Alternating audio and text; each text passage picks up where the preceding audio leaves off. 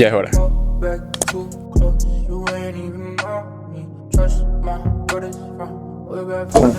Motor total.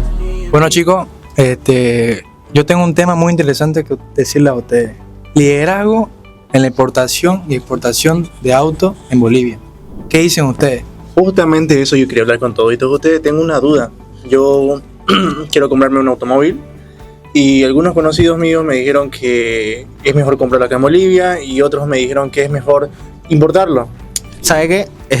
Perdón que te interrumpa. Ese tema de que me decís que querés exportar o traerte un vehículo, la vez sería muy bueno que lo exportes, porque a veces aquí en Bolivia, o sea, le suben un poco el precio, digamos, ¿no? Pero también a la hora de exportarlo, también tiene su margen, digamos, ¿no? De que se le sube. Como por ejemplo el trámite en aduana y documentación según la forma de tomar decisiones. Bueno, esto en la aduana, como bien sabemos, siempre hay restricciones, de una cosa, que otra cosa. Claro, porque, o sea, la aduana es un tema muy delicado, digamos, porque, o sea, si te equivocas en el tema de los trámites, ya perdés tiempo y dinero también.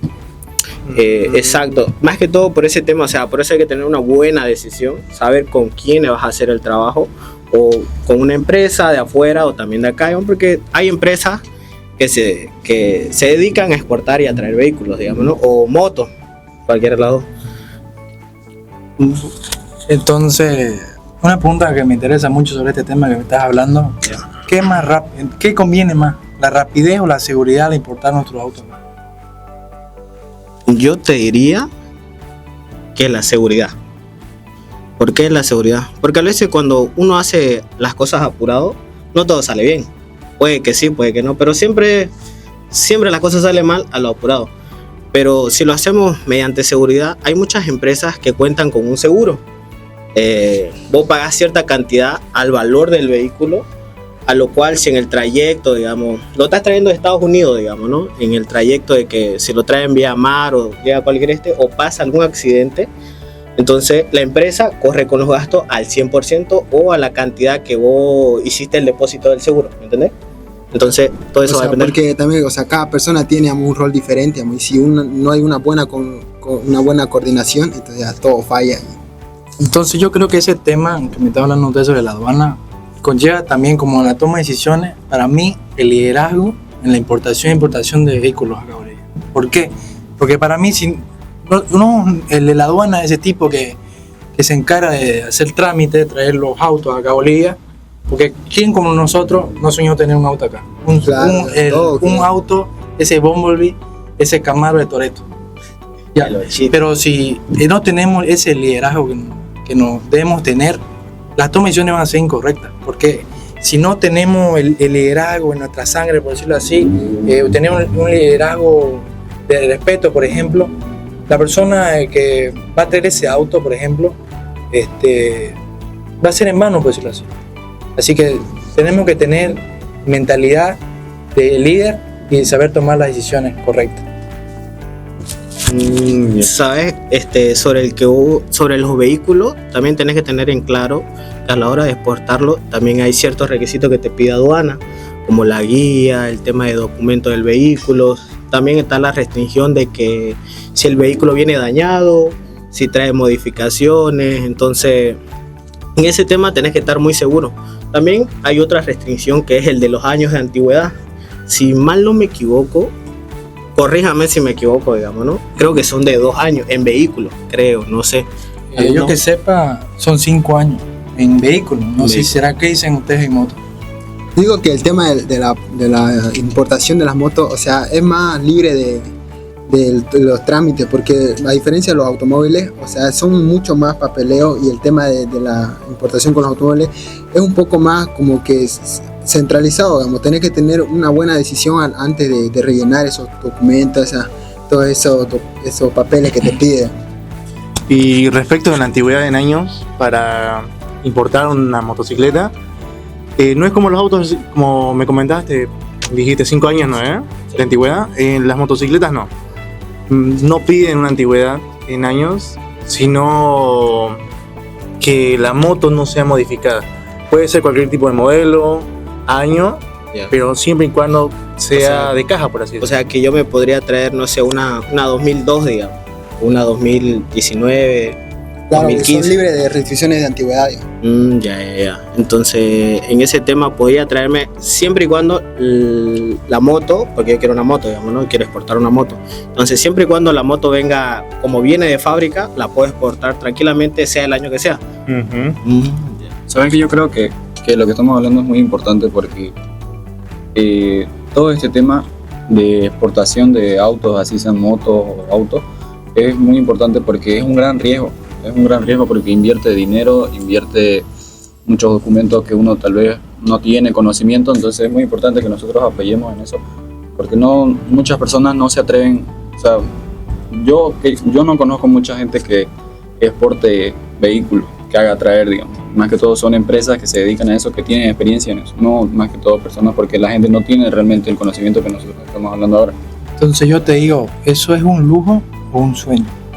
Yo creo que es un sueño. No, un sueño. Un sueño. Yo digo, Un sueño que- Quería tener un auto lujoso. yo digo un sueño, Claro, la verdad todo que sí, un niño, sueño. con su carrito, Porque y todo. como aquí dice el amigo, ese riesgo que uno corre cuando a veces lo hace solo, entonces puede ocurrir el tiempo de dinero, tiempo. Claro, siempre hay dificultades en el tema de la importación, digamos, ¿no? En el transcurso del proceso, que los impuestos, las restricciones, porque cada país, digamos, tiene distintas formas de restricción, digamos, no es importar por importar, no.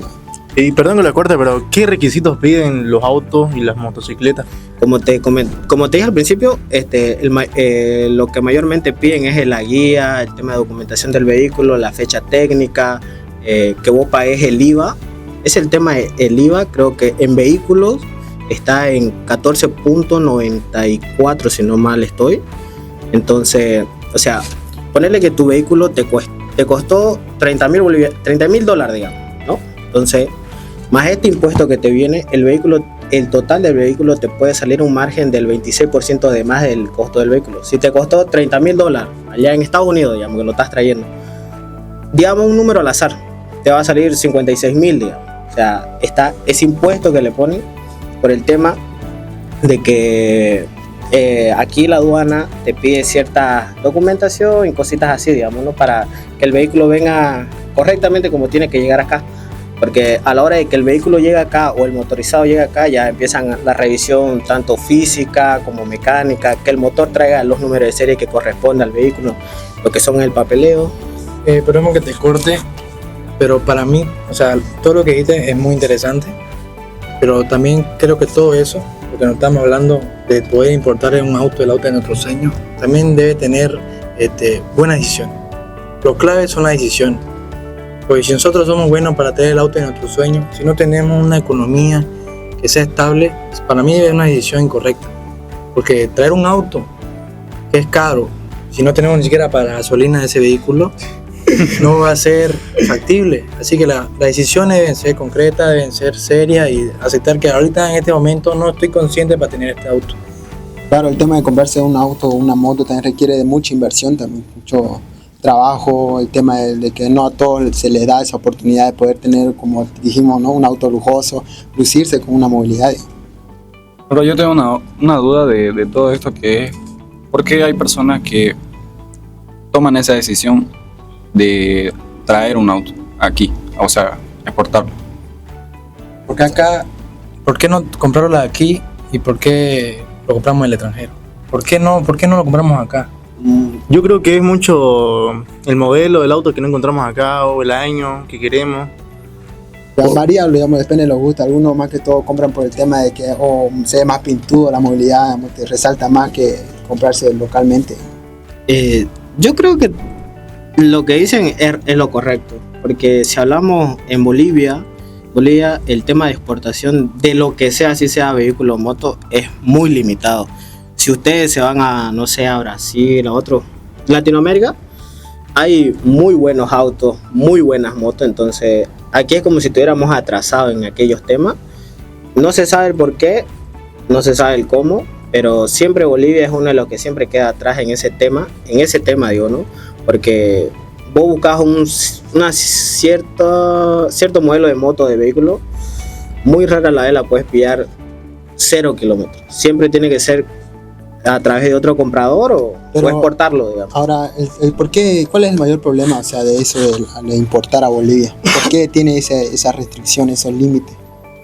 Los límites mayormente, no te lo diría el por qué, pero yo creo que es mayormente tema de que estamos muy atrasados mentalmente, diría, y económicamente, porque para traerlo o hacer que otras empresas apuesten acá a Bolivia, es también la imagen que da Bolivia hacia el mundo, ¿entendés? Porque muchos inversionistas o muchas empresas no vienen por el tema de que muchas personas se van a lo básico. ¿Qué motos mayormente ven aquí o qué vehículos? Siempre son Toyota, los más comunes, cosas para trabajar, digamos, ¿no? Pero en otros países no, digamos, en otros países lo ocupan también como para salir, para vender, o sea, es más comercial. Claro, más que todo algunos compran por el tema de que... O sea, más que todo eso también depende de la economía, ¿no? De la que tenemos todos. No podemos comprar, digamos, una economía acá en Bolivia de las personas. En otro país, por ejemplo, en Europa, ¿no? En España vemos todos esos vehículos autazos que todos tienen. Y acá, digamos, son vehículos más para trabajar. Más para trabajar. Claro, para a veces depende de la Toyota. necesidad de las personas, ¿no? Sí, No todo claro. compra para lucirse, sino para trabajo, alguna necesidad que tiene. Sí, porque raramente vemos vehículos de lujo aquí en Bolivia, ¿no? Para mí, cuando veo uno, personalmente, uno se sorprende, ¿no? Porque no cualquiera no tiene ese auto, ¿no? Porque estamos acostumbrados a un Toyota, hasta las chatas viejas que te paran por acá también. Eso es cierto, o sea, Pero como quien diría, estamos atrasados, digamos, ¿no? Por eso decía atrasados. Porque es mayormente en tema de inversión, digamos. Porque aquí, como bien sabemos, la gente lo usa más que todo para trabajar.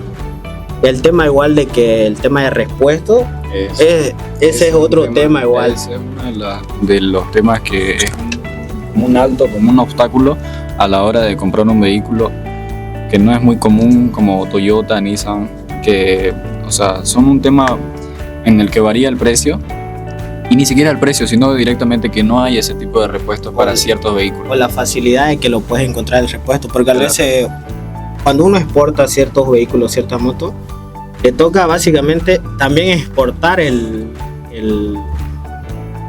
¿cómo se dice?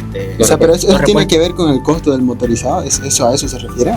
Sí, todo depende del modelo, el año No siempre, sí, y la como marca dicen, del sí. vehículo. Pero también esto tiene que tener organización, ¿no? Debe tener, ¿cómo decirlo? Organización y control de este tema de la importación, ¿no? Ujú. Hablando de eso, de la organización y del control que decís, es muy bueno porque si hablamos bien, o sea, he sabido de amigos de que han llegado a exportar, así sea, no sé, celulares o lo que sea, siempre en la aduana se queda con un porcentaje. No es que te llega al 100% de lo que vos pedís, siempre se queda cierto porcentaje. Por X o Z motivo le pillan cualquier falla, entonces se quedan, digamos. Si vos trajiste 100, ponele que unos 15 o unos 18 son para ellos. Pero la aduana se hace cargo, digamos, digamos, si el auto lo hagan ya del transporte que está traído, el auto de lujo que ya hemos traído, La entrega. y si es que sale dañado, ¿qué se hace responsable la aduana? Básicamente sí, se tendría que ser responsable, porque, o sea, vos solamente mostrás la prueba de cómo estás exportando el vehículo. Por eso ellos te ponen la restricción de que el vehículo tiene que venir 100% sin daño. Entonces tiene que, O sea, imagínate. que ya no se hace cargo, o sea, cuando ya llega el vehículo ya nada que ver ya con la aduana. Exacto. En el transcurso, en el proceso de la llegada es que se hace cargo, ¿no? De algún daño.